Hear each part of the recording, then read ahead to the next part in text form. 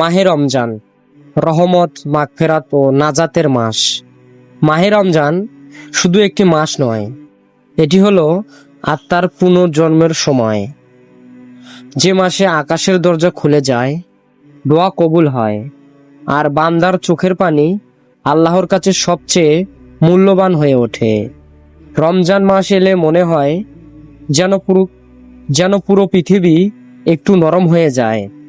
মসজিদের মাইকে কোরআনের সুর, সেহরি নীরবতা, ইফতারের আজানের অপেক্ষা, সব মিলে এক অন্যরকম অনুভূতি। এই মাসে নাজিল হয়েছে পবিত্র কুরআন। আল্লাহ তাআলা বলেন, রমজান মাস, যে মাসে কুরআন নাজিল হয়েছে মানুষের হেদায়েতের জন্য। আল কুরআন। রমজান আমাদের শেখায় ক্ষুধা কি, তৃষ্ণা কি, ধৈর্য কি। যখন আমরা দিনের বেলায় পানি থেকে বিরত থাকি, তখন বুঝতে পারি দরিদ্র মানুষের কষ্ট। এই মাসের প্রতিটি রাত যেন শান্তির চাদরে মোড়ানো, বিশেষ করে শেষ দশকের সেই মহিমান্বিত রাত লাইলাতুল কদর, যে রাত হাজার মাসের চেয়েও উত্তম।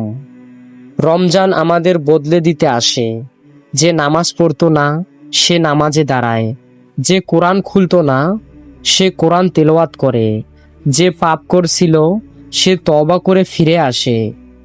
কত মানুষ আছে যারা গত রমজানে ছিল, আজ আর নেই। তাদের কবরে নীরবতা আমাদের মনে করিয়ে দেয়, এই রমজান হয়তো আমাদের জীবনের শেষ রমজান হতে পারে। তাই আসুন এই মাহে রমজানকে শুধু রোজা রেখে কাটাই না, বরং হৃদয়কে পরিশুদ্ধি করি, মানুষকে ক্ষমা করি, মা বাবার জন্য দোয়া করি এবং আল্লাহর কাছে কাঁদতে শিখি।